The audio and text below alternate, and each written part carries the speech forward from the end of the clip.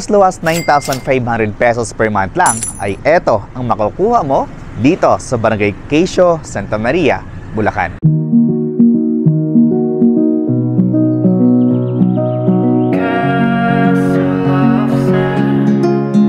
We build this castle of sand. We hear the rush in the wind. Yeah, we were closer than friends. Isang townhouse na with parking lot at isang townhouse sa isang subdivision na may amenities. Isang townhouse na less than an hour lang ay nasa Valenzuela, Caloocan at Balintawak ka na via NLEX Road. Isang townhouse na kung saan malapit sa Philippine Arena at Bukawi Exit. Isang townhouse na pwede mapa-OFW, local employed, seafarer at immigrant ay pwede dito. At isang townhouse na available pa sa Pag-ibig Financing.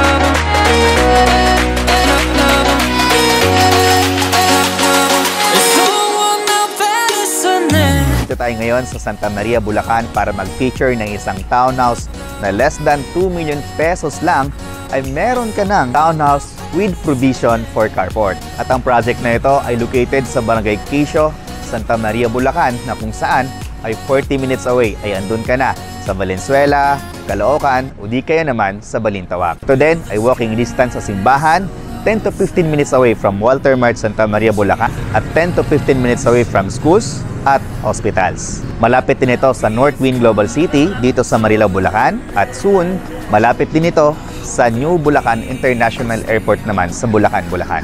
Welcome to Greenway Place Subdivision, Barangay Quezio, Santa Maria, Bulacan. When all of my tears are running dry, take me back to the top. The waves come crashing in. The roaring surface listen, the echoes lost again. Is someone out there listening?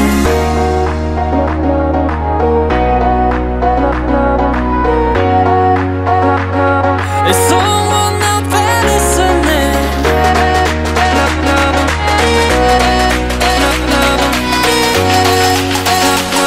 Is someone out there listening?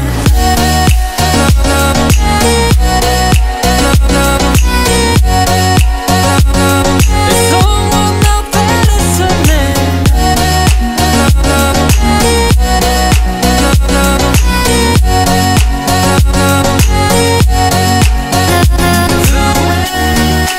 Sa unit na to ay meron tayong bahay na walang parking lot which is mas mura kesa dito. Sa without parking lot natin dito, 8,800 pesos a month or 1.7 million pesos yung total contract price. Para naman sa ating unit with parking lot ay 9,500 pesos per month. So before tayo pumasok sa loob ay papakita ko muna sa inyo kung definitely gaano nga ba kalaki or gaano nga ba kahaba yung 48 square meters na sinasabi ko sa inyo na lot area for our 1.9 million pesos na bahay or na lot area. So approximately andito yung ating 48 square meter. So kasyang-kasya dito yung ating mga sasakyan. Pero para naman sa ating bahay na worth of 8,800 pesos per month ay hanggang dito lang yung excess lot natin. Kasi nga po, wala tayong parking lot for our 36 square meters na lot area. But again, doon po sa ating 9,500 pesos per month ay hanggang dito naman po yung ating lote, which is kasyang-kasya, mapa-van man yan, SUV or pickup, kasyang-kasya dito sa ating 48 square meter na lot area. Para mabigyan lang kayo ng idea kung gaano kalapad yung frontage natin, so meron tayong 1, 2, 3, 4. So 4 meters yung haba, tapos yung depth naman natin ay 12 meters wide. So ganoon lang kasimple.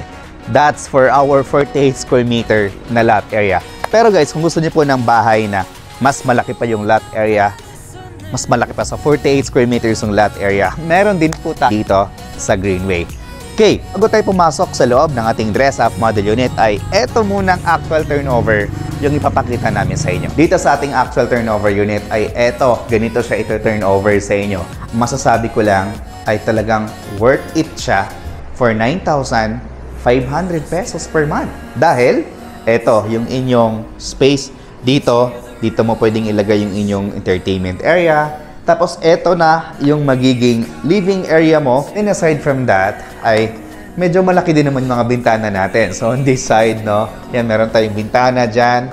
Steel casement window nga lang, pero ang kagandahan ng steel casement window ay hindi mo na kailangang magpag-grills pa. Dahil may kasama na siyang grills, okay? Tapos, dito naman, yung iba, paglagay nila rito ng kanilang dining area, medyo masikip na. Hindi ko alam kung bakit.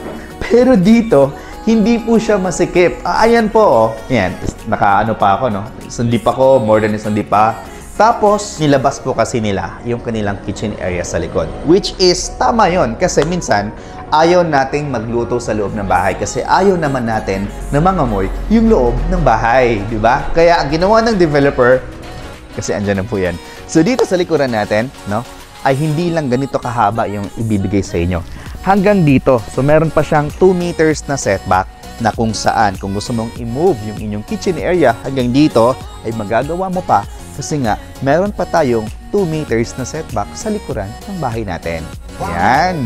Tapos, eto naman yung ating toilet and bath. So, dito sa ating toilet and bath, papakita namin sa inyo kung paano namin siya turnover. Basta ang sabi ng developer, pag once na ibinigay namin yan sa inyo, livable na yan. So, check natin.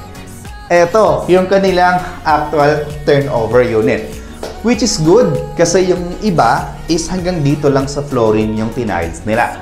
Pero dito, sa Greenway Subdivision, ito yung tiles nila. Ito yung ating shower area. Meron lang itong kasamang shower head. I think it's telephone shower. Yan. Meron tayong bintana dito para sa ating ventilation. At ito yung ating water closet. And of course, yung ating lavatory. Guys, no? Malaki po yung ating toilet and bath dito. Okay, so again, sa ating turnover, wala tayong tiles, wala tayong paint, wala tayong partition. Kasi nga po, yung price natin ay 9,500 pesos lang. Pero, livable na po siya. Okay? So, akit tayo sa taas. At pagdating naman dito sa ating hagdanan, ang gustong-gusto ko dito, yung parang maglakad ka na parang yan.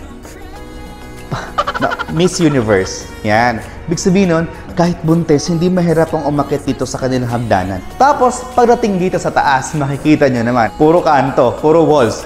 Kasi nga po, ang turnover nila ay bare unit. Kayo na po ang bahala magpakisame. Ayan. Tapos, this is provision for 2 bedrooms. Yan. Isang bedroom dito, isang bedroom dito. Ang mahalaga po ay malalapad yung ating mga bintana. Ganun din dito, no? Mahaba din or malaki din yung bintana natin, which gives us a natural light and ventilation. Hindi naman ako papayag na hindi ko maipakita sa inyo yung ating dress-up model unit nang sa ganon ay mabigyan namin kayo ng idea kung paano nga ba pagandahin itong aming 9,500 pesos na townhouse with parking lot or ng ating 8,800 pesos without parking lot. So take note guys, no? Yung ating 8,800 pesos na walang parking lot ay same lang din yung turnover natin dito. Ang pinagkaiba lang ay mas malaki yung ating townhouse with parking, mas malaki yung ating lote kumpara dito sa ating townhouse without parking.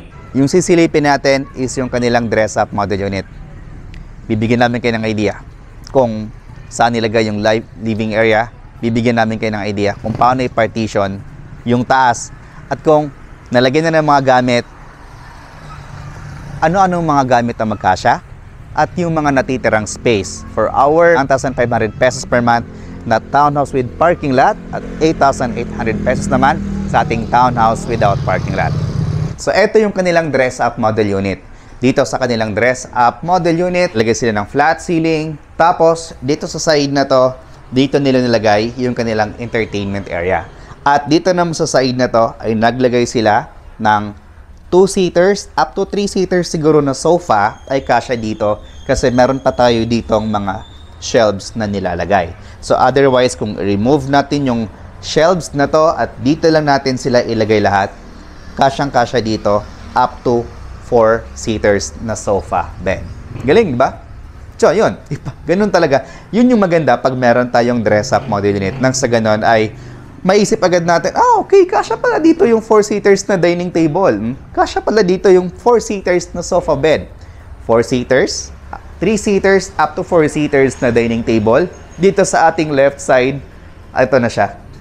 So, dito, naglagay sila ng 3-seaters na dining table. At doon sa ating actual turnover unit, wala naman talaga itong kitchen na to. Inilagay nila sa likod. Dito sa kanilang dress-up model unit ay naglagay siya ng kitchen, kaya medyo sumikip na. Pero imagine nyo na lang po na wala po itong ating kitchen dito, nasa likod. Ibig sabihin yan, mas malaki pa yung space na matitira kahit maglagay tayo ng 4-seaters na round table. Dito sa likod ay wala na masyadong ginawa kasi sabi ng developer, malaki-laki na yung maging expenses namin pag once na pinagawa pa natin. So, tama na to. Which is okay naman. So, yun guys, no? Maganda. Maganda siya at malaki. Okay? So, dito naman sa kanilang toilet and bath, ito, titingnan natin kung paano nila pinaganda. Dito, yung side ng shower area ay floor to ceiling yung tiles. Tapos, pininturaan na lang ng puti. Tapos, dito sa side na to, yan. Dito sa side na to ay okay. Naka-tiles din pala. Dito lang sa side na to, yung walang tiles. Tapos, yan, yung shower area. Ito yung sinasabi ko sa inyo kanina, telephone shower. Yan. Tapos, yan. Di ba? Actually, malaki pa talaga yung toilet and bath nila. Tapos, eto, yung kanilang water closet, no? Medyo luma na nga lang. Kasi yung mga bago ngayon na water closet, guys, no? Yung dito niya, hindi siya ganito.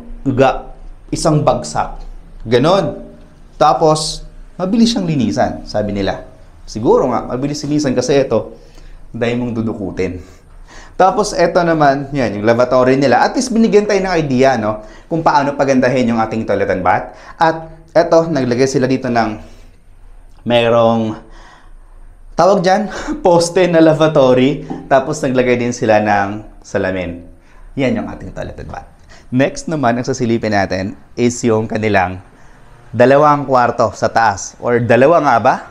Check natin. Again, dito sa kanilang hagdanan, ang ganda kasi unang-una malapad. Tapos, alam mo yun, pang Miss Universe yung lakad natin po. Pak, ganon. Tapos, pag-akyat natin dito sa taas, ops. Eto, meron pa tayong study table. Diba? Pag-akyat natin sa taas, meron pa tayong study table. Naglagay sila ng built-in cabinet. Ang galing ng ginawa ng developer kasi minaximize nila yung space. Binigyan ng kayo ng idea kung paano ba pagandahin yung 44 square meters na floor area. Guys, sorry ha. Ang floor area nito ay 44 square meter. Ang lot area for townhouse with parking ay 48 square meter minimum. Then, 36 square meter naman ang lot area minimum para sa ating townhouse without parking lot. So, either with parking lot or without parking lot, same lang yung ating bahay. Ganun po siya kalaki. Okay, so dito meron tayong space para sa ating study area sa side nito. Tapos, dito, pagpasok sa loob, makikita mo, meron itong wall. So, yung wall na to ay nagsiseparate ng 2 kwarto. Isang kwarto dito at isang kwarto dito. So, again, yung developer, binigyan na kayo ng idea kung paano natin gawing 2 bedrooms itong ating 44 square meter na floor area. So, dito tayo sa bedroom number 1. So, dito sa ating bedroom number 1 ay ang ginawa nila ay naglagay sila, obviously, etong table na to. Yan. Workstation? Yan, workstation. Yan. Workstation. Tapos meron tayong provision para sa ating aircon.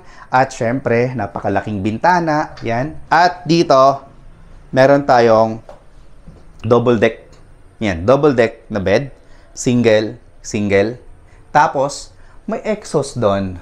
So, most likely, yung exhaust na yon, ang concept nito ay doon lang maglalagay ng split type na aircon, lalagyan ng exhaust fan para papasok dito para tipid nga sa aircon kaysa maglagay pa sila ng aircon dito. So, maglagay na lang sila ng blower doon, higupin yung lamig sa master bedroom, ilagay dito sa kanilang bedroom number 1 sa mga bata.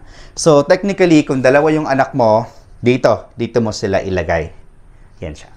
So, yun yung concept ng ating bedroom number 1. So, next is yung ating bedroom number 2. Alam mo, ang ganda na ito, no? Ang ganda ng ginawa nila. Pwede pala yun. Vinyl tiles yung inilagay nila dito. Okay. So, dito, ito yung ating master bedroom. So, dito sa ating master bedroom, naglagay sila ng double size na bed. Yan. Meron tayong malaking bintana. Akala ko, lumit na yung bintana. Malaki pa rin pala.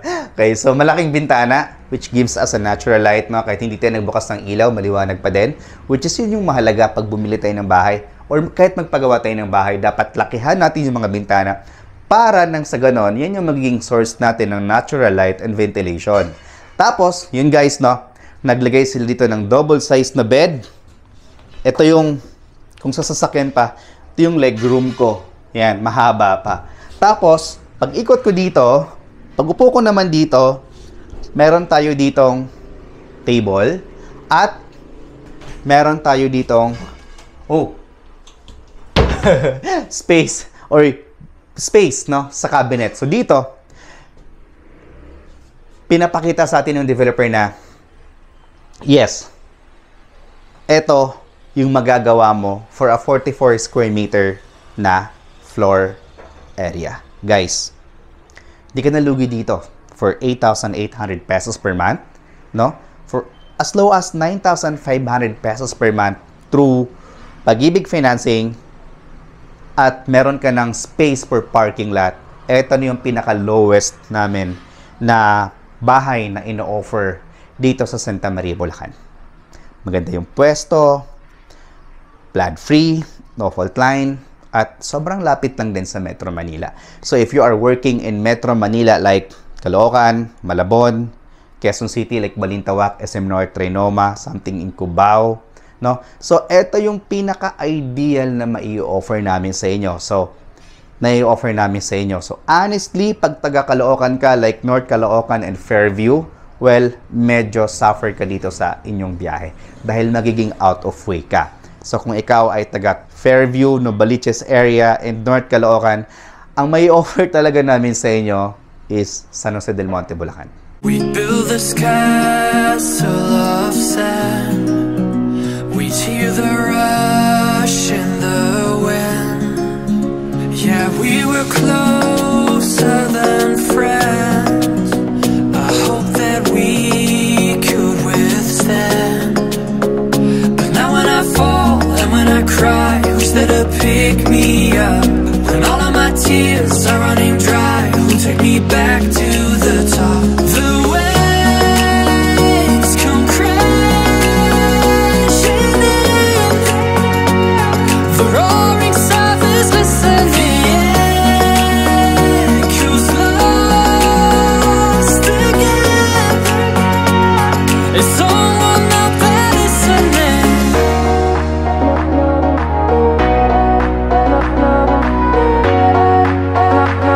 Is someone out there listening? Is someone out there listening?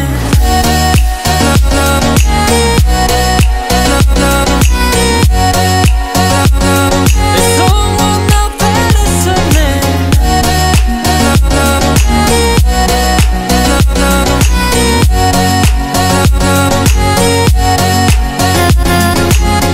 So, future homeowners and investors, ito na yung price ng ating townhouse without parking lot. With a lot area of 36 square meter at ang kanyang floor area ay 44 square meters. So yung price natin dito is 1,551,320.